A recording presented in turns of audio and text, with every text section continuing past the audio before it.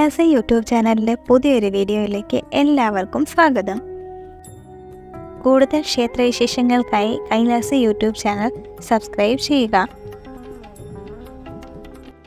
അയ്യപ്പൻ വിഷ്ണുവിൻ്റെയും ശിവൻ്റെയും പുത്രനാണെന്നും കരുതപ്പെടുന്നു.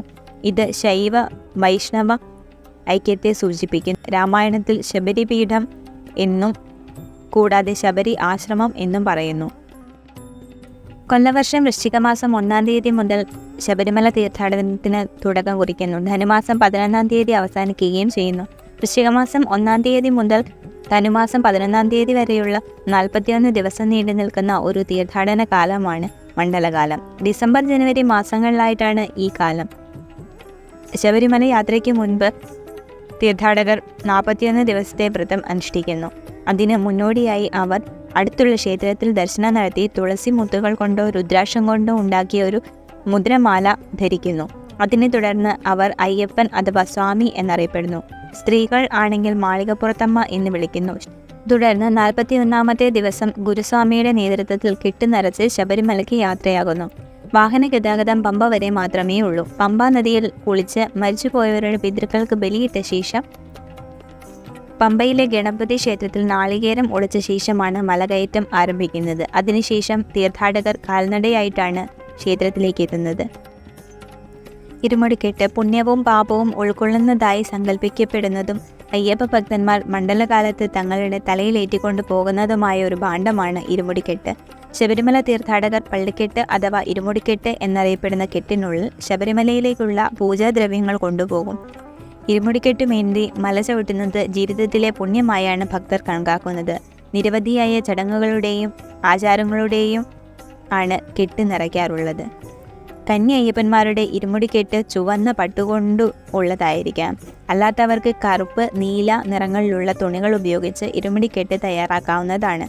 സാധാരണയായി ഇരുമുടിക്കെട്ടിനുള്ളിൽ നെയ്ത്തേങ്ങ, അരി, അവൽ, മലർ, തേങ്ങ, കർപ്പൂരം, മഞ്ഞൾപ്പൊടി, കുരുമുളക്, പുകയില, ഉണക്കമുന്തിരി, കൽക്കണ്ടം, മറ്റ് പൂജാ സാധനങ്ങൾ എന്നിവയാണ് കൊണ്ടുപോകാറുള്ളത്. വെറ്റിലയും അടയ്ക്കയും തേങ്ങയും നെയ്ത്തേങ്ങയുമാണ് ആദ്യമായി കെട്ടിനുള്ളിൽ നിറയ്ക്കേണ്ടത്.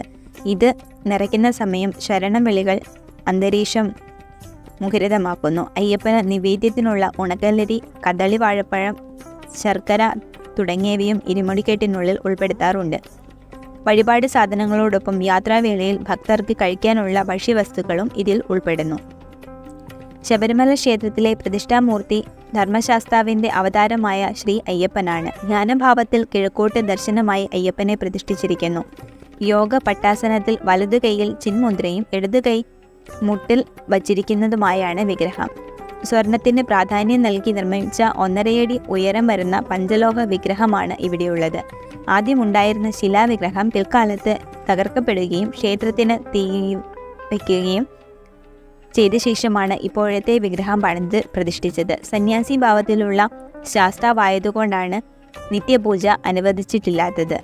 മുഖ്യ ക്ഷേത്രത്തിൻ്റെ പടിഞ്ഞാറ് ഭാഗത്ത് ഏകദേശം 200 മീറ്റർ മാറിയാണ് മാളികപ്പുറം ഭഗവതി ക്ഷേത്രം. മാളികപ്പുറത്തമ്മയെ തുല്യ പ്രാധാന്യമുള്ള ദേവിയായി കണക്കാക്കപ്പെടുന്നു. 2 നിലയിലുള്ള മാളികയുടെ പുറത്താണ് മാളികപ്പുറത്തമ്മ വിരാജിക്കുന്നത്. ഇതുമൂലമാണ് ദേവിക്ക് ഈ പേര് വന്നത്. മഹിഷിക്ക് മോക്ഷം കിട്ടിയപ്പോൾ അവതരിച്ച ദേവിയാണെന്നും അതല്ല ആദിപരാശക്തിയായ മധുര മീനാക്ഷിയാണ് മാളികപ്പുറത്തമ്മയായതെന്നും 2 അഭിപ്രായമുണ്ട്.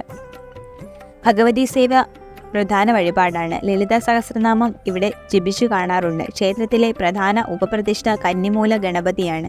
അയ്യപ്പൻ്റെ ശ്രീകോവിലിൻ്റെ കന്നിമൂലയിൽ പ്രത്യേകം ശ്രീകോവിലിൽ കിഴക്കോട്ട് ദർശനമായാണ് ഈ പ്രതിഷ്ഠ. കഷ്ടിച്ച് 1/2 അടി മാത്രം ഉയരം വരുന്ന ചെറിയൊരു വിഗ്രഹമാണ് ഇവിടെ. പണ്ട് ഇവിടെയാണ് ആഴി കൂട്ടിയിരുന്നത്. പിൽക്കാലത്ത് പുറത്തേക്ക് മാറ്റുകയായിരുന്നു. ഗണപതിക്കൊപ്പം ഇവിടെ സുബ്രഹ്മണ്യനും പണ്ട് സാന്നിധ്യമായിരുന്നു. ഇപ്പോൾ ഈ പ്രതിഷ്ഠയുടെ കാര്യം അജ്ഞാതമാണ്. ഗണപതിയെ കൂടാതെ നാഗദൈവങ്ങളുടെയും വാവരസ്വാമിയുടെയും കറുത്തസ്വാമിയുടെയും സാന്നിധ്യവും ഇവിടെയുണ്ട്. മാളികപ്പുറത്തമ്മയുടെ മതിലകത്ത് ശ്രീകോവിലിനോട് ചേർന്ന് മറ്റൊരു ഗണപതി പ്രതിഷ്ഠയും കാണാം. ഇത് 2021 വന്നത്. കൂടാതെ കൊച്ചു കടുത്തസ്വാമി, നവഗ്രഹങ്ങൾ, നാഗദൈവങ്ങൾ തുടങ്ങിയവരുടെ പ്രതിഷ്ഠയും ഇവിടെ തന്നെയാണ്. അയ്യപ്പൻ്റെ മൂലസ്ഥാനമായ മണിമണ്ഡപവും അവിടെ തന്നെ. ക്ഷേത്രത്തിലെ മറ്റൊരു പ്രധാന വഴിപാടായ നെയ്യഭിഷേകമാകട്ടെ അയ്യപ്പൻ്റെ പ്രിയപ്പെട്ട വഴിപാടായി കരുതപ്പെടുന്നു. ഭക്തർ നിറച്ചുകൊണ്ടുവരുന്ന ഇരുമുടിക്കെട്ടിൽ നെയ്യ് തേങ്ങയുണ്ടാകും.